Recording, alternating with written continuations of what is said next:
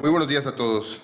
Con fundamento en lo dispuesto por los artículos 41, 42, 43 y 47, fracción tercera, de la Ley Orgánica del Poder Judicial del Estado de Yucatán, en el 36, 37, 38 y 39 del Reglamento Interior del Tribunal Superior de Justicia del Estado de Yucatán, me permito dar por instalada esta 29ª sesión ordinaria de la Sala Colegiada Civil y Familiar, convocada para el día de hoy, miércoles 6 de noviembre del año 2024, a las 10 horas, en la Universidad Modelo de esta ciudad de Mérida.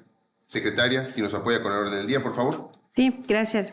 En atención a la convocatoria, como primer punto tenemos la asistencia e integración de la sala. Para tal efecto, se hace constar que se encuentran reunidos la magistrada primera, licenciada en Derecho, Patricia del Socorro Gamboa Wong, la magistrada segunda, doctora en Derecho, Sara Eugenia Ávila Novelo, el magistrado tercero y presidente de la sala, licenciado en Derecho, Alberto Salón Bendre, la magistrada cuarta, doctora en Derecho, Graciela Alejandra Torres Garma, y el magistrado quinto, doctor en Derecho, José Pablo Oro Sacramento. Continuando con el punto segundo de la convocatoria, como inciso A, tenemos discusión y en su caso aprobación de los proyectos de toca listados en esta sesión, que son en total 10 tocas para ser expuestos y votados.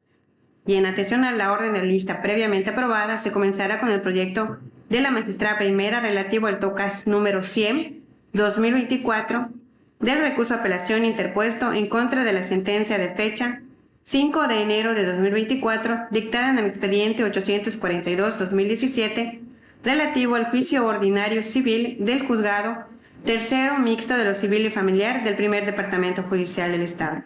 Magistrada primera, tiene el uso de la voz. Gracias, secretaria. Muy buenos días a los alumnos, alumnas y al cuerpo académico que amablemente nos recibe. Bueno, en este primer asunto les platico los antecedentes. La parte actora promovió un juicio ordinario civil para ser declarada como única y legítima propietaria en pleno dominio de un predio de un municipio del estado de Yucatán. A su vez, ella solicita que el demandado que se encuentra en posesión, que se declare que el demandado se encuentra en posesión de una parte del predio motivo de la litis sin título legal que lo justifique, que se condene al demandado a entregar completamente desocupada la parte que ocupa indebidamente del predio motivo de la litis con todas las construcciones y accesorios, que se condene al demandado a pagar los frutos civiles que correspondan conforme a derecho por todo el tiempo que ha ocupado indebidamente una parte de la superficie del predio motivo de la litis, que se condene al demandado a la reparación de los daños y la indemnización del perjuicio originados por la ilegal ocupación de una parte de su predio, y que se condene a pagar al demandado las costas y gastos que vea precisada a erogar en virtud del trámite del presente juicio. En fecha posterior se declaró la rebeldía a la ley en que incurrió el demandado por no dar debida contestación a la demanda interpuesta en su contra. En la resolución de primera instancia que fue impugnada, la autoridad determinó que la parte actora acreditó los elementos de su acción, que es la propiedad, la posesión del demandado y la identidad del bien inmueble. En sus agravios, el demandado, que es ahora el apelante, argumenta que no se cumplió con los artículos 339 y 343 del Código de Procedimientos Civiles del Estado. Señala que la sentencia es inaplicable, ya que entregar la porción de terreno invadida implicaría destruir su propia vivienda, causando un daño irreparable. Además, menciona que la invasión no fue intencional, sino resultado de un desfase en los predios, comenzando en un predio diverso al suyo. Finalmente, refiere que la autoridad de primera instancia se excedió en sus facultades al ordenar la entrega desocupada de la parte invadida y condenarlo al pago de frutos civiles, costas y gastos de un juicio por el cual no se considera responsable. En el proyecto que se les pone a su consideración, se observa que en el juicio se desahogó una prueba pericial topográfica en la cual se determinó una invasión del predio de la actora por parte del predio del demandado. La revisión del expediente reveló que la construcción invasora pertenece al demandado y ocupa 84 metros de terreno y 7 metros de construcción. Además, la posibilidad de que la demolición de esta construcción invasora dañe la integridad estructural de la vivienda del demandado. En este sentido, la propuesta de una servidora es que antes de ordenar la desocupación y entrega de la parte de terreno que se encuentre invadida, se determine la posibilidad física de tal devolución, por lo que se propone modificar la resolución impugnada para efecto de realizar una prueba pericial a costa del demandado que evalúe la posibilidad de demoler y de resultar imposible su demolición sin dañar la vivienda de la parte demandada, se deberá realizar un avalúo para su indemnización en la etapa de ejecución. Se acreditó que la invasión resultó de un desfase de un predio diverso, por lo que el demandado goza de la presunción de buena fe sobre su posición, por lo que no hay lugar a condenarlo al pago de los frutos civiles, pero sí al pago de las costas y gastos del procedimiento de primera instancia, conforme al artículo 64 del Código de Procedimientos Civiles del Estado, ya que fue vencido en el juicio. Por tanto, por considerar parcialmente fundados el agravio del demandado, pero suficientes, se propone modificar la resolución impugnada. Secretaria, por favor. Se procede a solicitar el sentido de la votación. Magistrada primera. A favor. Magistrada segunda. Magistrado tercero. A favor. Magistrada cuarta. A favor del proyecto. Magistrado quinto. A favor del proyecto. Teniendo 5 votos a favor, se aprueba el proyecto del TOCA 100-2024, modifica por unanimidad. Seguimos con el TOCA 567-2024 de la ponencia de la magistrada segunda, relativo al recurso de apelación interpuesto en contra de la sentencia de fecha 13 de junio de 2024, dictado en el expediente 205-2023, juicio ordinario oral familiar del Juzgado Séptimo de Ordinariedad Familiar del Primer Departamento Judicial del Estado. Magistrada segunda tiene el uso de la voz. Muchas gracias, secretaria. Ya me pidieron que no hable mucho. Entonces lo voy a hacer lo más breve posible. Este asunto deviene de un procedimiento ordinario oral familiar en el cual comparece una señora a solicitar en la guarda y custodia de su hijo un régimen de convivencia para con el padre, que es el demandado, el progenitor, que sería el no custodio, y también está solicitando en el pago de alimentos retroactivos, por cuanto alegó que el señor nunca había pagado alimentos desde el nacimiento del menor de edad, quien a la fecha ya tiene como 8 o 9 años, realmente ahorita no me acuerdo del dato, pero esa es más o menos la edad que tiene. Durante el procedimiento hay una etapa que se llama que es la audiencia preliminar, y en la audiencia preliminar las partes tienen la oportunidad de convenir. En la etapa preliminar de este procedimiento en particular, convinieron ciertos puntos, convinieron todo lo relacionado con guardia y custodia, con régimen de convivencia, y quedó un único punto litigioso, que consistió en el pago de los alimentos retroactivos. Se lleva toda la secuela procesal, se llevan el desahogo de las pruebas en la audiencia principal, y esto es trascendente para la decisión que propongo hoy a mis compañeros magistrados y magistradas. Las pruebas que ofreció y desahogó la mamá del menor como parte actora en ejercicio de la patria potestad resultaron insuficientes para lo que pretendía lograr. No se desahogaron correctamente por diversas cuestiones atribuibles tanto a ella como al demandado. A mi juicio, esto dio origen a que en la sentencia impugnada se llegara a la improcedencia de la acción, lo cual considero incorrecto. ¿Por qué? En atención al interés superior de la niñez. Ustedes saben, no sé en qué grado se encuentren, pero el interés superior de la niñez es un principio rector, es una norma ¿ok? Y además es un derecho.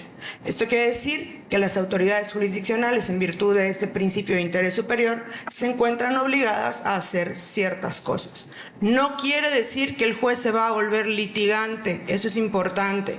Eso es lo que pasa muchas veces. A veces los litigantes piensan que el juzgador, la persona juzgadora, está obligada a hacer todas estas cosas y no es el caso. Cada quien tiene que asumir sus responsabilidades. Pero en este caso en particular, al analizar el expediente, uno se puede dar cuenta de que faltó allegarse de los elementos, girar oficios al SAT, girar oficios al IMSS. ¿Para qué? Para saber la capacidad económica del deudor alimentista. No se contaba con esta información. Es por ello que ante el incumplimiento de alimentos que se está alegando y que la carga de la prueba recae en el señor, el señor no contestó. Cuando uno no contesta en derecho familiar, se tiene, a diferencia de derecho civil, se tienen por admitidos, hay una presunción de que admite como ciertos los hechos de la demanda. Entonces, él debió haber demostrado que ya había pagado, lo cual no hizo. Entonces, eso es trascendente. Propongo dejar insubsistente la sentencia a fin de reponer el procedimiento, que la juez se allegue de diversos elementos para poder establecer la capacidad económica. También por ahí hay una instrucción para que la parte actora, para que la mamá presente cuestiones relacionadas con los gastos del menor de edad. ¿Por qué? Porque cuando un juzgador o juzgadora dicta una pensión alimenticia, tiene que respetar el principio de proporcionalidad. Es decir, este principio de proporcionalidad se refiere a que sea acorde con la capacidad económica del señor, en este caso el señor, puede ser una señora también, y acorde con los gastos del acreedor alimentista, con sus necesidades. Por lo tanto, reitero, en el proyecto mis compañeros y compañeras ya pudieron haber visto exactamente cuáles son los puntos que se deben de seguir. Una vez que se haya allegado la persona juzgadora de todos estos elementos, dicte una nueva sentencia en la que considere la procedencia de la acción y fije un monto en cuanto a estos alimentos retroactivos. Cabe señalar que el proyecto de sentencia que se propone está basado principalmente en un criterio federal que hace referencia a alimentos retroactivos y también en una sentencia de amparo que tuvimos hace unos meses en la sala, donde validan esta cuestión de pedir alimentos retroactivos. Entonces, esa sería la propuesta, secretaria. Se procede a solicitar el sentido de la votación. Magistrada primera. A favor. Magistrada segunda. A favor. Magistrado tercero. Magistrada cuarta. A favor. Magistrado quinto. A favor del proyecto. Teniendo 5 votos a favor, se aprueba el proyecto del TOCA 567-2024, dejar insubsistente y reponer el procedimiento por unanimidad. Continuamos con el TOCA 500-2024 de la ponencia de magistrado tercero, relativo al recurso de apelación interpuesto en contra del auto de fecha 30 de mayo de 2024 del expediente 216-2024, relativo al juicio de interdicto de obra nueva y de obra peligrosa del juzgado primero mixto de lo civil y familiar del primer departamento judicial del Estado. Magistrado tercero tiene el uso de la voz.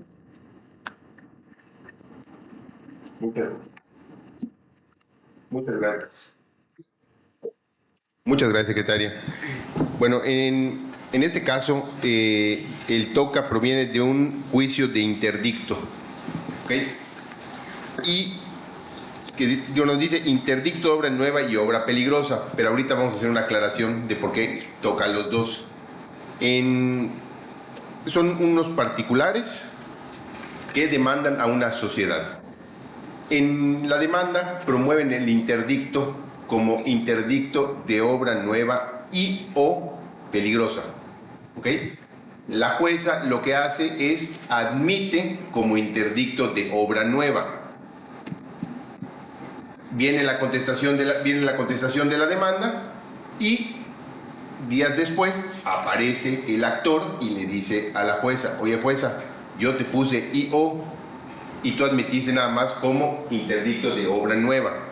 Y la jueza agarra y dice: bueno, pues entonces admito en un auto admite como interdictos de obra nueva y de obra peligrosa. Viene la sociedad y apela ese auto.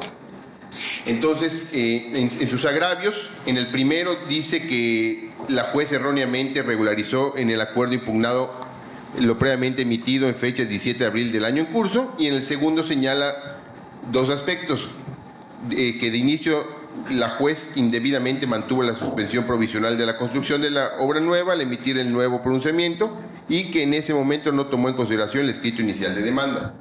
Después de hacer el análisis, lo que yo les quiero presentar a mis compañeros es que yo creo que debe ser fundado el agravio, ya que en este caso no debió haber la jueza haber modificado la admisión de la demanda de esa forma, sino que ella no puede, como bien dijo la magistrada hace rato, no puede ser parte en el juicio y litigar, si así lo queremos ver de algunos otros lados, era esperar que alguien apelara y con una resolución ya poder modificarlo.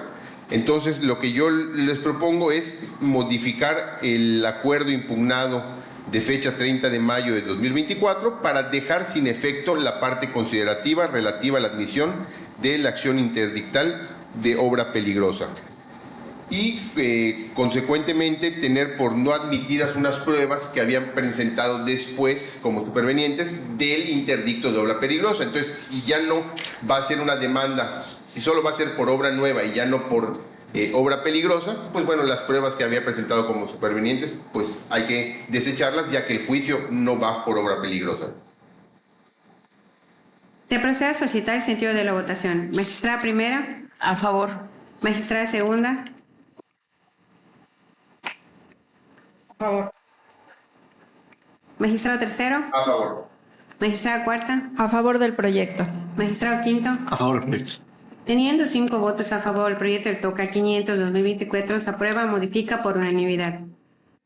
Sigue en lista el TOCA 419-2024 de la ponencia de la magistrada cuarta relativo al recurso de apelación interpuesto en contra de la sentencia de fecha 24 de abril de 2024 del expediente 28-2024 relativo a las diligencias de jurisdicción voluntaria con tramitación especial del juzgado segundo mixto de lo civil y familiar del tercer departamento judicial del Estado.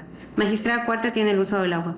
Muchas gracias, secretaria. Buenos días a todos. Qué gusto verlos. Bien, en el proyecto que presento se estudió respecto de una apelación, que es lo que nosotros conocemos, en el cual un deudor alimentario apela en contra de la sentencia dictada por una juez de origen, en donde habla de las diligencias de jurisdicción voluntaria que se decretaron alimentos provisionales a favor de sus hijos.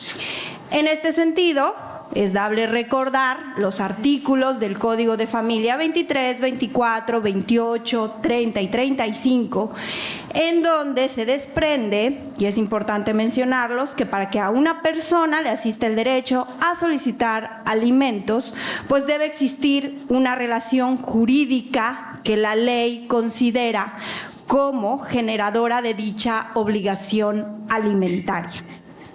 Bien, en el caso lo es el parentesco consanguíneo, en el caso que les estoy presentando.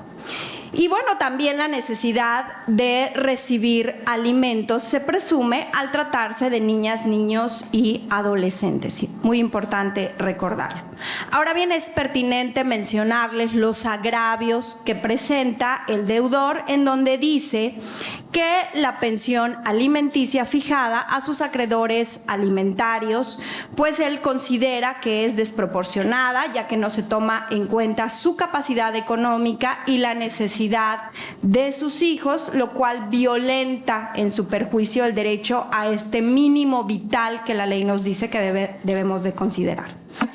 Argumentos que a juicio de la que estudia son infundados, ya que la juez de primera instancia fijó los alimentos a favor de los menores de edad, pues respetando este principio de proporcionalidad del que les hablo, que rige la materia de alimentos, y sin vulnerar el derecho que menciona el apelante a este mínimo vital.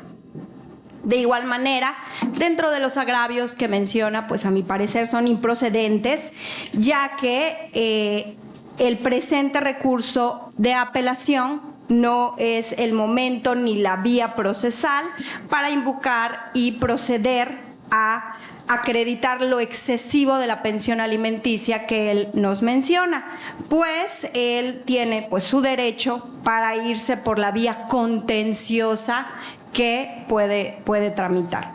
Y por lo anterior es por lo que declaro infundados e improcedentes los conceptos de agravio vertidos por el apelante y en consecuencia confirmar esta sentencia. Secretaria, por favor.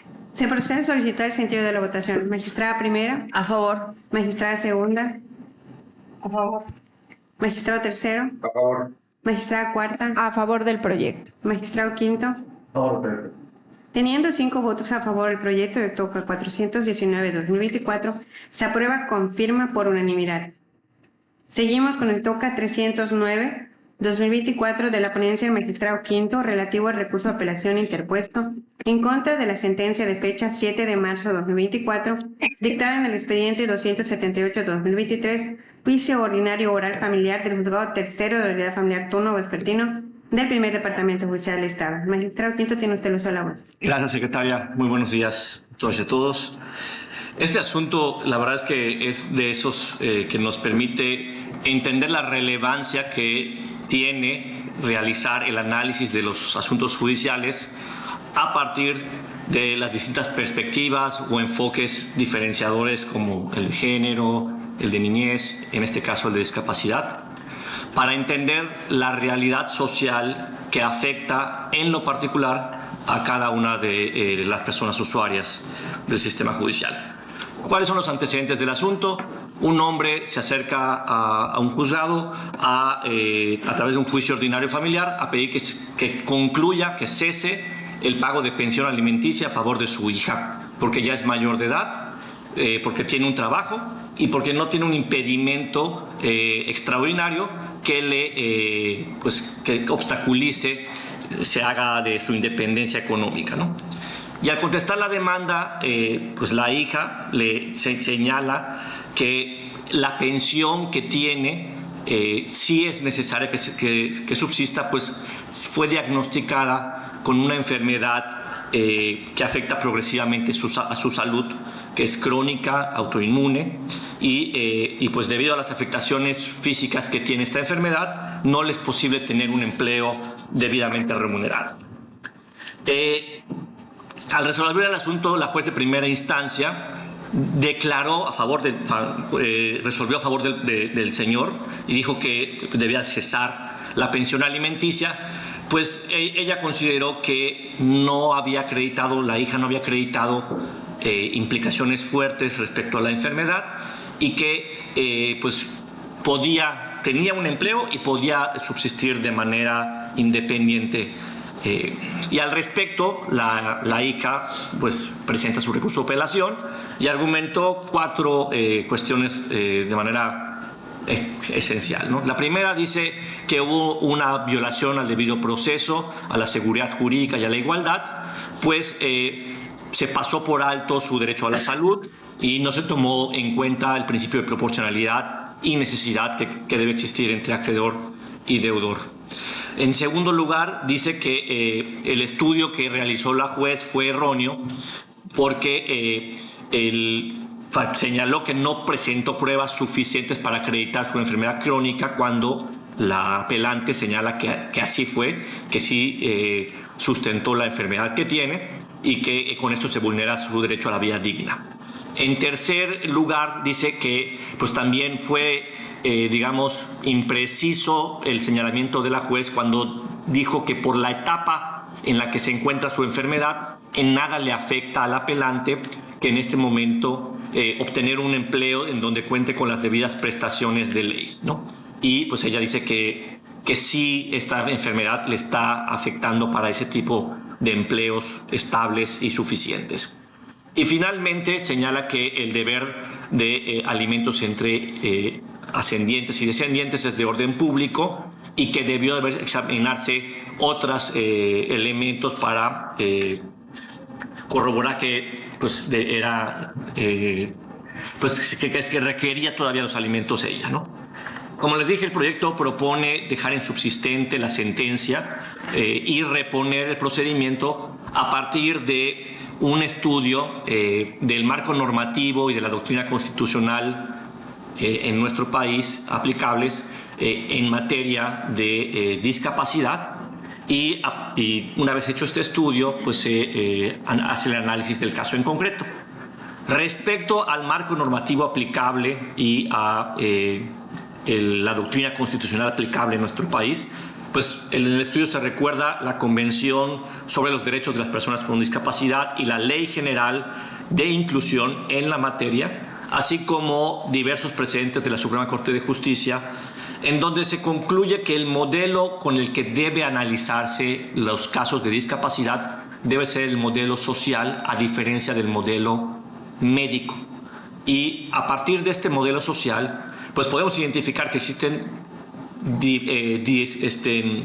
una diversidad funcional en algunas personas, pero que eso no lleva necesariamente a acreditar la discapacidad.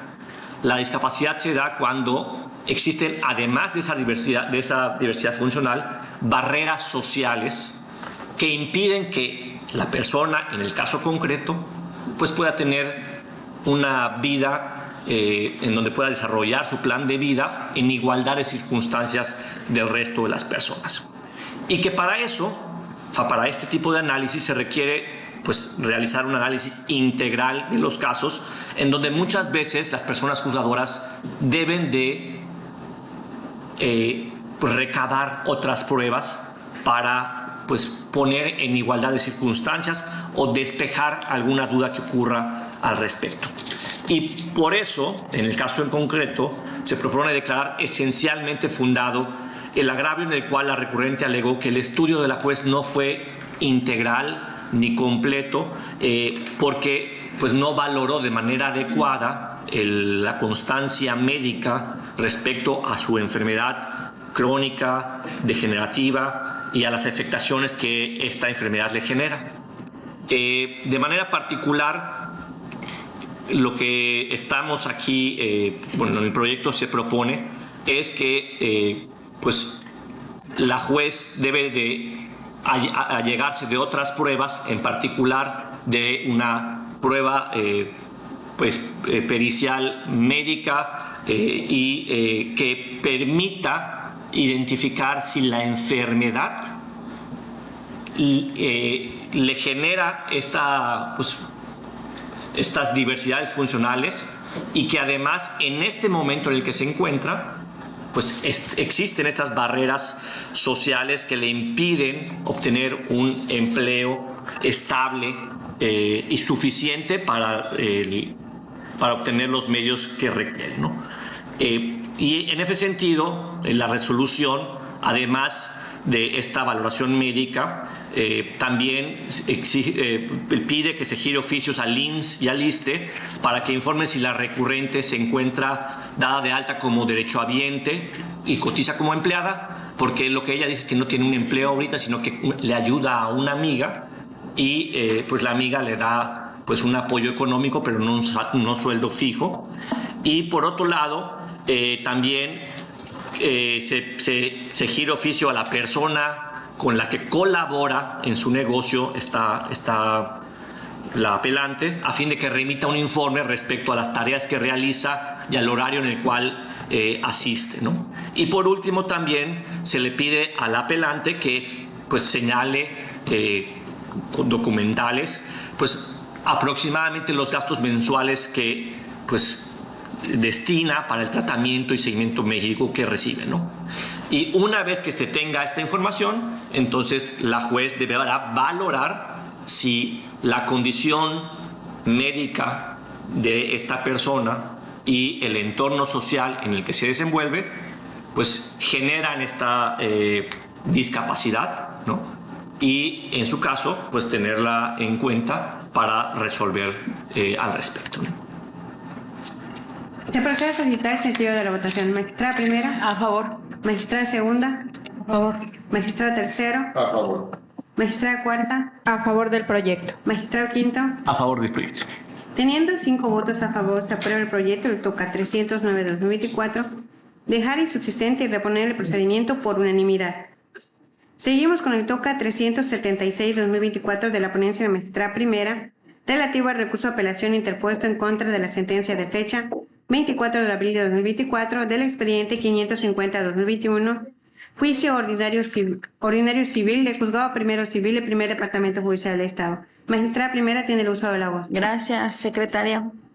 Bueno, de los antecedentes de este caso tenemos que en el año 2013 la parte actora celebró de manera voluntaria un convenio transaccional firmado y ratificado ante un escribano público sobre la ocupación por el término de un año de un bien inmueble de su propiedad con la ahora demandada, que el motivo de su promoción atendía al hecho de que es a ella a quien le asiste el derecho para poseer, pues es la propietaria de esa casa. De modo que la demandada posee sin documento legal alguno y que a pesar de que le ha requerido la posesión del predio, se ha negado a entregársela. Al contestar la demanda interpuesta en su contra, la demandada reconoció que se encuentra en posesión del predio en litigio, precisamente en atención al documento privado señalado por la actora, por lo que la ocupación que ostenta se basa en un justo título y es de buena fe, que si bien dicho contrato venció el 11 de diciembre de 2014, la actora no le reclamó la posesión, por lo que a partir de ese momento se actualizó su consentimiento tácito para que continuara con la tenencia del predio. En la resolución impugnada se declaró procedente el juicio ordinario civil, por cuanto la actora acreditó su acción reivindicatoria, en tanto que la demandada no justificó sus excepciones, por lo que fue condenada a entregar al accionante el predio en litigio, así como el pago de frutos civiles, más no a los daños reclamados, y se declaró que cada una de las partes sería responsable de los gastos que hubiera erogado en el juicio. En sus agravios, la parte inconforme, que es la parte demandada, presenta como su principal motivo de agravio que no se atendió su defensa relativa a que la posesión que ha tenido del predio en litigio deriva de un convenio transaccional que las partes del juicio suscribieron voluntariamente y que es precisamente por esa razón que la acción reivindicatoria resulta improcedente. En el proyecto que se analiza, la acción reivindicatoria, la cual compete a quien no está en posesión de la cosa de la cual tiene la propiedad, y su efecto es declarar que la persona que le ejercita tiene dominio sobre de ella, así como que quien sea llamada a juicio la entregue con sus productos y accesiones. No obstante, esta acción sería improcedente cuando quien dice ser propietario de la cosa entregó la posesión de ella al demandado por virtud de un contrato que estipula los términos de esa entrega, en especial su duración y finalidad, ya que las relaciones entre el actor y el demandado respecto al bien que el primero trata de recuperar deberán regirse por el contrato que celebraron, por lo que se estima que el agravio expuesto por el apelante es esencial y fundado, así como suficiente para revocar la sentencia definitiva recurrida, para el efecto de declarar improcedente el juicio ordinario civil del que deriva el presente TOCA, por cuanto de los autos originales deriva el reconocimiento expreso hecho por ambas partes respecto a la celebración de un contrato privado transaccional de desocupación y entrega, mediante el cual la actora entregó la posesión del predio que pretende recuperar, por lo que deviene improcedente la acción reivindicatoria para dirimir los conflictos derivados de esa relación contractual. No obstante, la actora tiene expedito su derecho para promover la acción personal que tiene a su favor en la vía legal que corresponda. Por tanto, el sentido es revocar. Se procede a solicitar el sentido de la votación. Magistrada primera. A favor. Magistrada segunda. A favor. Magistrado tercero. A favor. Magistrada cuarta. A favor. Magistrado quinto. A favor del proyecto. Teniendo 5 votos a favor, el proyecto del TOCA 376-2024 se aprueba revoca por unanimidad. Continuamos con el TOCA 684-2023 de la ponencia de la magistrada segunda, relativo al recurso de revocación interpuesto en contra del auto de fecha 22 de mayo de 2024 dictado por esta sala en los autos del TOCA de referencia. Magistrada segunda tiene el uso de la voz. Muchas gracias, Gisela. Bueno, en este asunto quiero hacer un señalamiento. Como correctamente manifestaba hace un momento la magistrada Graciela, usualmente los recursos que conoce la Sala Civil y Familiar son los recursos de apelación. Los recursos de apelación son recursos conocidos como recursos verticales, ¿ok? ¿Por qué? Porque los dicta un juez de primera instancia. Una de las partes demuestra su inconformidad, los apela, y cuando los apela, sube, por decirlo de alguna manera, con la siguiente autoridad, que es la sala, en este caso, la Sala Civil y Familiar, y usualmente los recursos que nosotros estudiamos son los recursos de apelación. Pero existen otros recursos que son los recursos de revocación, que son llamados recursos horizontales. ¿Por qué? Porque esos recursos los resuelve la misma autoridad que los decretó, ¿ok? Entonces, por ejemplo, en familiar, actualmente, en la oralidad familiar que nosotros manejamos, el recurso de revocación lo ve el mismo juez, ¿ok? Hay ciertos recursos de revocación para los jueces civiles y en el caso de nosotros, cuando la sala, es decir, nosotros 5, durante el procedimiento del TOCA, dictamos un acuerdo en el cual no están conformes las partes con lo que se dictó, entra el recurso de revocación, ¿ok? Usualmente tenemos recursos de revocación como este, que son recursos donde se quejan de la caducidad de la instancia. Ustedes saben que la caducidad de la instancia es una sanción a las partes por no haber impulsado el procedimiento. En este caso, el acuerdo de la sala fue decretar la caducidad por cuanto habían transcurrido 3 meses desde que se inició, desde que se dictó un último auto que impulsó el trámite de la apelación. Ya habían transcurrido 3 meses sin que ninguna de las partes viniera a impulsarlo y por eso se decretó la caducidad de la instancia. Cabe señalar que en este asunto en particular hay personas que viven en el interior del estado. La sala, su personal de actuaría realiza notificaciones en la ciudad de Mérida. Cuando la sala necesita notificarle a personas que viven en otros municipios, nos ayudamos, por decirlo de una manera más práctica, con los jueces. Los jueces se les manda un despacho para que ellos hagan el trámite correspondiente con su personal para notificar a las partes, ¿ok? Entonces, aunque la sala resuelve asuntos de todo el estado, en cuestiones de notificación, por decirlo de alguna manera, nos ayudamos de los jueces para que ellos practiquen estas diligencias. En este caso en particular, se ordena un despacho para una juez para que ella le notificara a las partes que estaba sucediendo el trámite de la apelación. Aquí la parte actora, que es la parte recurrente, como que le deja de prestar atención al expediente, ¿ok? Y resulta que se pide el despacho, eran a 3 personas a las que había que notificar vía despacho, se notifican a 2 y a uno de ellos no se le logra notificar.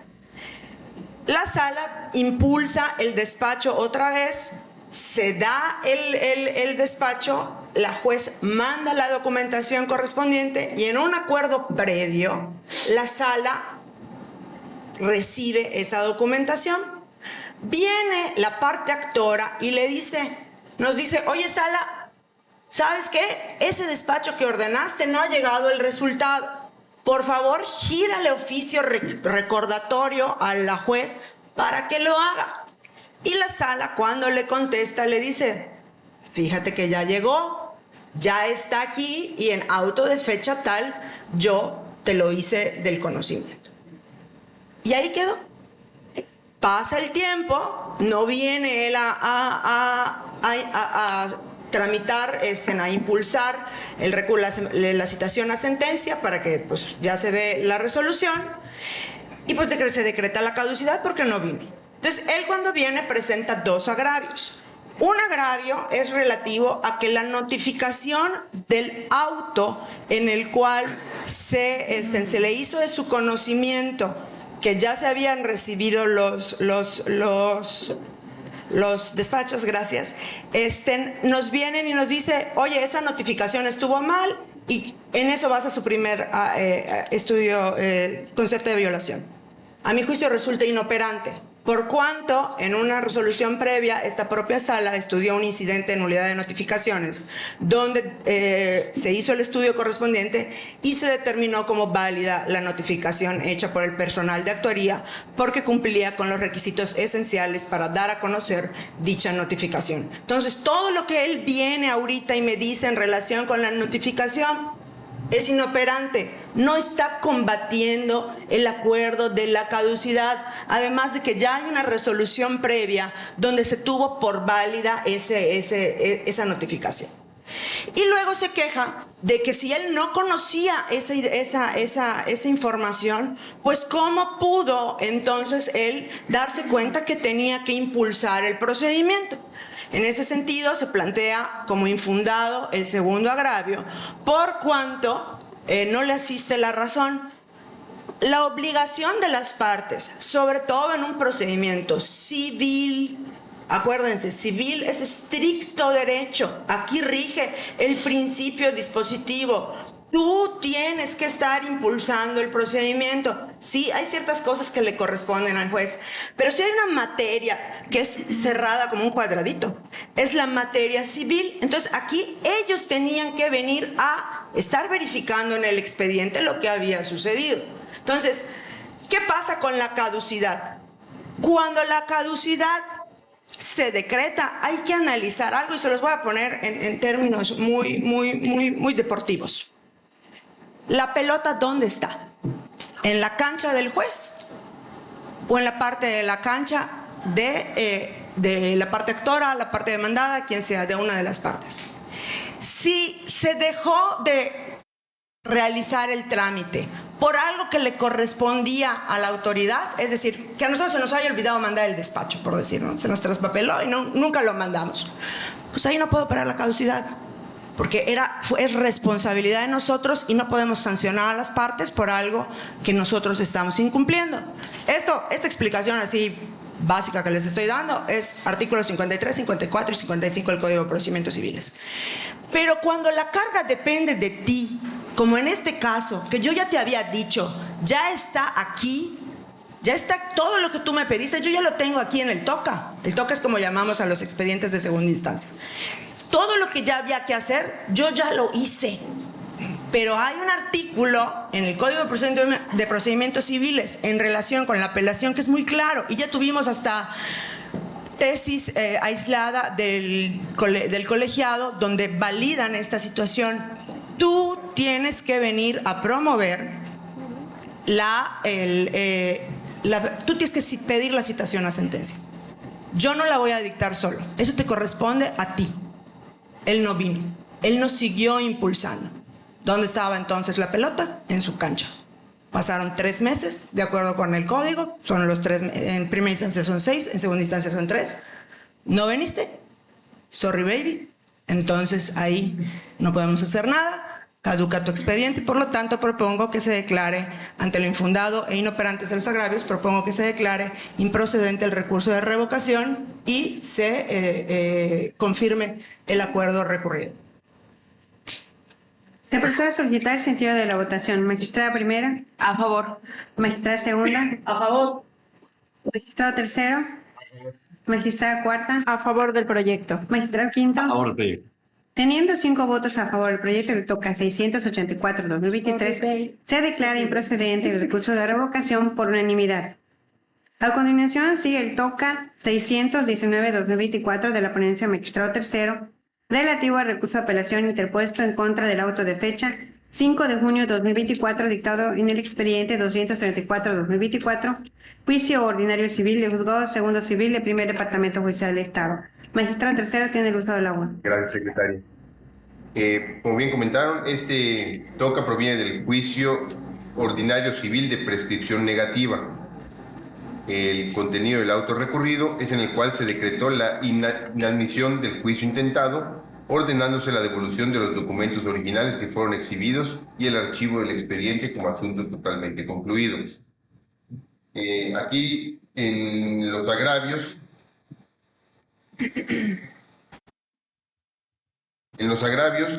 en el primero y cuarto, el recurrente alega que por medio de los documentos en los que basó su acción de prescripción negativa, consistentes en el certificado de inscripción vigente y en la libertad de gravamen del predio de su propiedad, acreditó la existencia de la anotación o gravamen consistente en la provisión de gravar y enajenar dicho inmueble derivado del contrato de promesa de compraventa que celebró con el demandado, por lo que se encuentra legitimado para ejercitar dicha acción. ¿Qué quiere decir esto? Que como documento base de su acción presentó el certificado de inscripción vigente y de libertad de gravamen, ya que no contaba en ese momento con el documento que es la promesa de compraventa que dice firmó hace más de 10 años.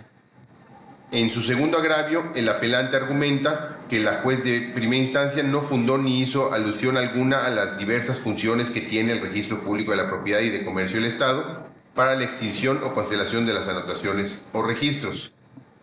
Y en su tercer agravio, se duele que la juez no haya tenido por acreditada su legitimación, pues pese a que haberse solicitado ante el director del archivo notarial el segundo testimonio del contrato que le requirió, dicha institución informó en oficio que no encontró dicho documento ni por número de acta ni por fecha de celebración, lo cual no le puede ser imputable al promovente, por lo que se le dejó en estado de indefensión, pues se le impidió indebidamente entablar el procedimiento judicial que él promovió.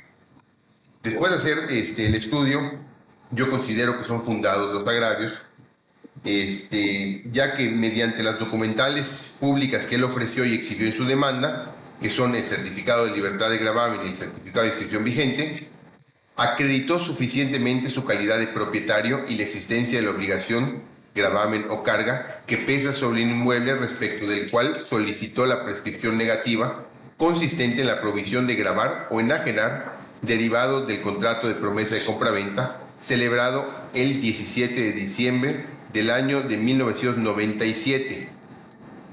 Lo anterior en virtud de dichos documentos al momento procesal en el que se encuentra el procedimiento de origen hacen prueba plena, pues al no existir aún impugnación de su autenticidad, veracidad o exactitud a instancia de la parte afectada, deben tenerse como legítimos y eficaces. De lo anterior se desprende que tal y como lo expuso el recurrente en sus agravios, al haber acreditado que era propietario del inmueble y que existía una anotación o inscripción que afectaba su derecho real y sobre el cual ejercitó la acción de prescripción negativa para su cancelación, demostró suficientemente su aptitud y potestad legal para acudir al órgano jurisdiccional a hacer valer su derecho mediante la promoción del juicio de origen, es decir, a mi parecer, acreditó su legitimación procesal activa. Por lo anterior, lo que les propongo es revocar el auto apelado, ya que fueron fundados los agravios expuestos por el recurrente, y como no existe reenvío, ¿esto qué quiere decir? Que si como en estos casos decidimos que hay que revocar el auto que emitió el juez, yo no puedo agarrar y decirle, juez, pues dicta otro. Eso se refiere a que no hay reenvío. Cuando no hay reenvío, yo tengo que dictar un nuevo auto. Entonces, al no existir reenvío, debemos dictar uno nuevo en el que se ordene la admisión de la demanda y del procedimiento promovido por el aquí recurrente. Se procede a solicitar el sentido de la votación. Magistrada primera. A favor. Magistrada segunda. A favor. Magistrado tercero. A favor. Magistrada cuarta. A favor del proyecto. Magistrado quinto. A favor del proyecto. Teniendo 5 votos a favor, se aprueba el proyecto del TOCA 619-2024, revoca por unanimidad. Seguimos con el TOCA 252-2024 de la ponencia de magistrada cuarta, relativo al recurso de apelación interpuesto en contra del auto de fecha 20 de marzo de 2024, dictado en el expediente 865-2021, juicio ordinario civil del juzgado mixto de lo civil y familiar del Tercer Departamento Judicial del Estado. Magistrada cuarta, tiene usted el uso de la voz. Gracias, secretaria. Bien, en este proyecto se estudia la caducidad. Hace un momento ya les hablaron y les mencionaron lo importante y lo que debemos de saber de la caducidad. En este asunto se decreta la caducidad de primera instancia. Ya les habló la magistrada Sari del artículo 53 del Código de Procedimientos Civiles, que nos menciona qué es la caducidad. Bien, de esta forma, la jueza decreta la caducidad de la instancia por haber transcurrido 6 meses. Recordemos, nos mencionaba la magistrada, en primera instancia son 3 meses para decretar, 6 meses para decretar la caducidad, y en segunda instancia son 3 meses. Entonces la juez decreta la caducidad de la instancia por haber transcurrido más de 6 meses a su consideración sin actividad de las partes.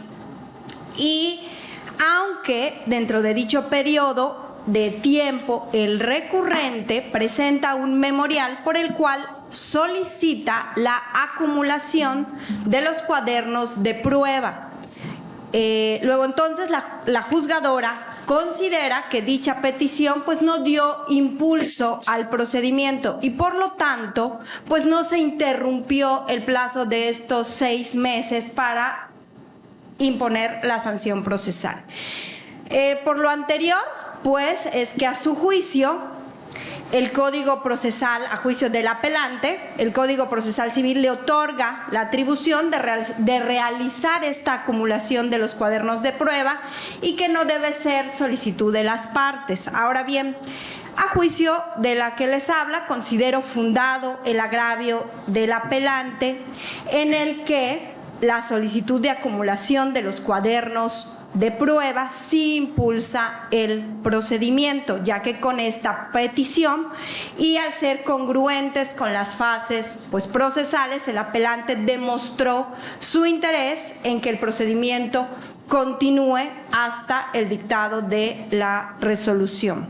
Dicho lo anterior, pues puedo llegar a la conclusión de que en el presente caso no existe una falta de actividad que verdaderamente implique un abandono o desinterés manifiesto del juicio y por consiguiente no debe imponerse la sanción de la caducidad de la instancia por una omisión del órgano jurisdiccional de realizar una diligencia pues que el código le encomienda. Por lo tanto, propongo revocar lo dispuesto en el auto de fecha 20 de marzo del año 2024, en el cual se decretó de manera oficiosa la caducidad de la instancia. Secretaria, por favor, ¿me apoya?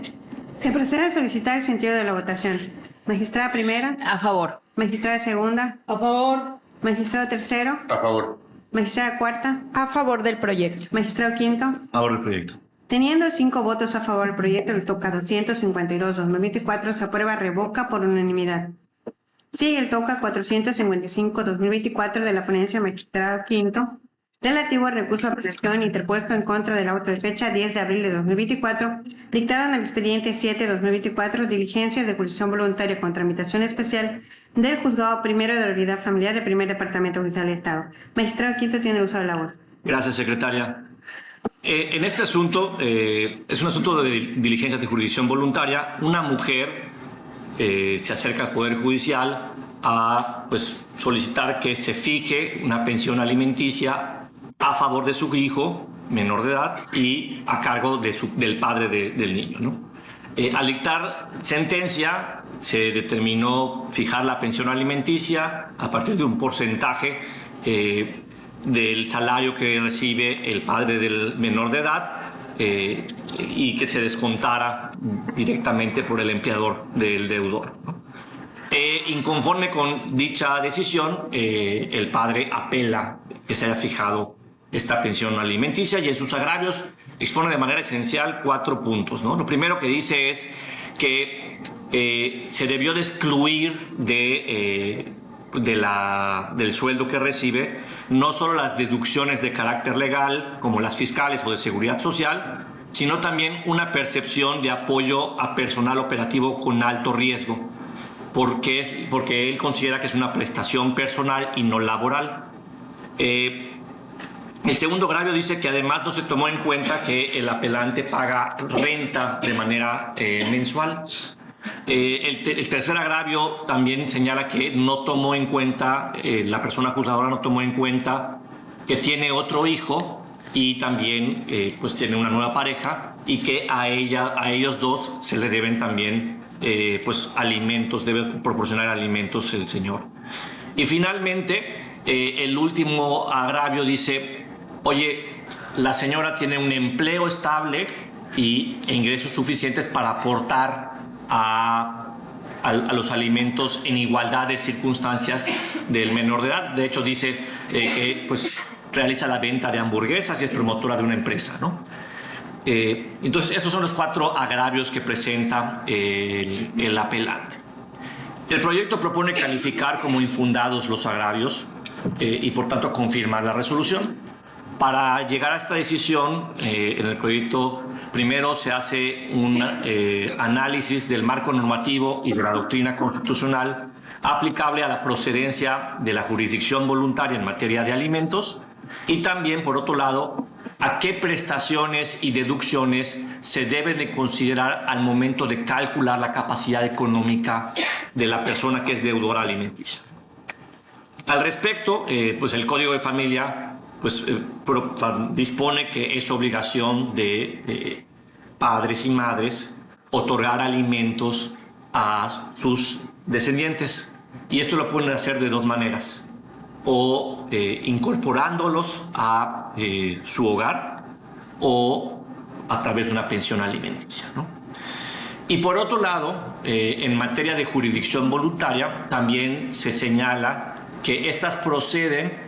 Lo único que debe de demostrarse para que procedan la fijación de una pensión alimenticia es primero exhibir el documento que establezca el parentesco entre el ascendiente y el descendiente, es decir, el acta de nacimiento, ¿no?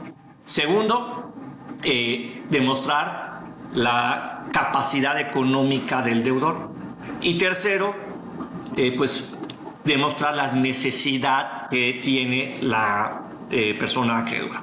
Una vez que están estos 3 elementos, entonces la persona juzgadora debe de fijar la pensión alimenticia a partir del principio de proporcionalidad. ¿Proporcionalidad entre qué?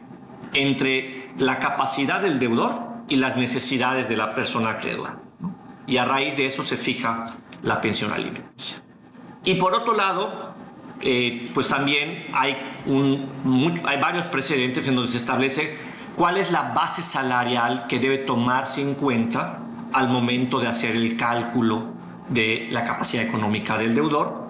Y ahí pues se ha establecido, pues que ha distinguido, la Corte entre descuentos contraídos de manera personal y voluntaria y aquellos que son obligatorios por carácter fiscal o de seguridad social, y también ha excluido de esos ingresos, por ejemplo, conceptos de viáticos, gastos de representación o adquisición de créditos de vivienda. Entonces, con este marco normativo, en el análisis del caso en concreto, primero se propone declarar como infundado el agravio que dice que, oye, no me descuentes este apoyo que recibo en materia de riesgo del cargo que ostento, y se dice que es infundado porque este elemento, este pago que se le da a la persona sí representa un sobresueldo, es una remuneración adicional y periódica y por tanto puede considerarse como un ingreso de la base salarial para fijar los alimentos. Respecto al agravio donde dice, oye, es que yo pago renta de manera mensual, también se propone declarar infundado el agravio porque no está dentro de los pues elementos que pueden considerarse como pues excluyentes de la base salarial. Sí está el pago de un crédito de vivienda cuando el acreedor o el deudor vive en esa vivienda, pero no se ha señalado al concepto de renta. Como tercer agravio, el tercer agravio que hablaba sobre que tiene otro hijo menor de edad y también está su nueva pareja.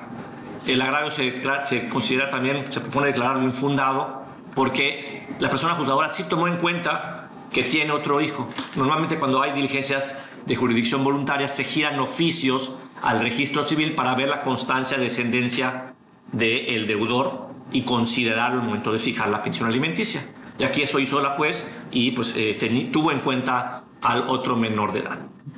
Y respecto a la nueva pareja, pues por la naturaleza de la jurisdicción voluntaria, en la jurisdicción voluntaria no se llama al deudor a juicio, no hay contraposición, hay urgencia por definir los alimentos, y entonces pues la juez no tuvo por qué considerar si tenía o no otra pareja el deudor, y más bien se dejan a salvo los derechos del deudor para que si considera que esta pensión es desproporcional por otros gastos que tiene en su vida, pues entonces ahí puede promover él por la vía ordinaria un juicio para que se defina, se revalore esta pensión.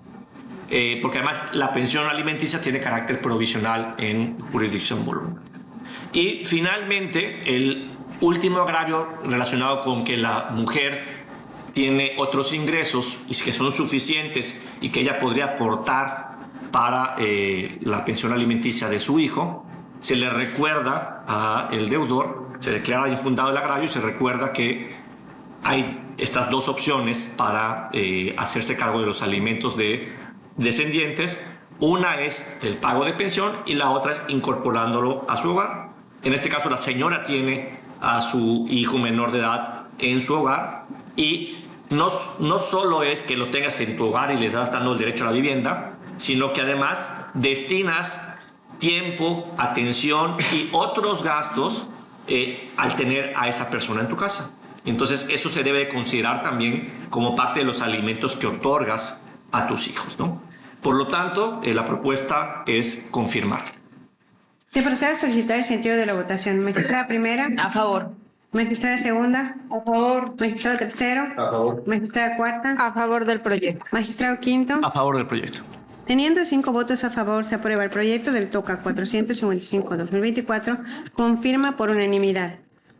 Hemos terminado con los proyectos listados para esta sesión y continuando con la convocatoria tenemos con su inciso B la programación de la siguiente sesión ordinaria. Para ello, en atención a la agenda, la próxima sesión ordinaria se realizaría el día jueves 14 de noviembre de 2024 a las 10 a.m. ¿Están todos de acuerdo?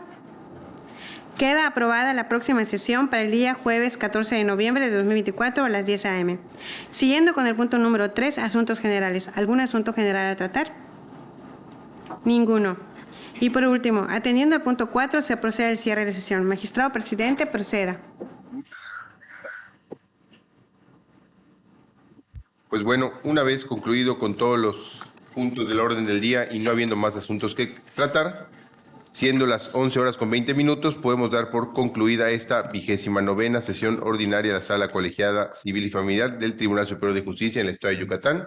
Y muchas gracias a la universidad por abrirnos las puertas.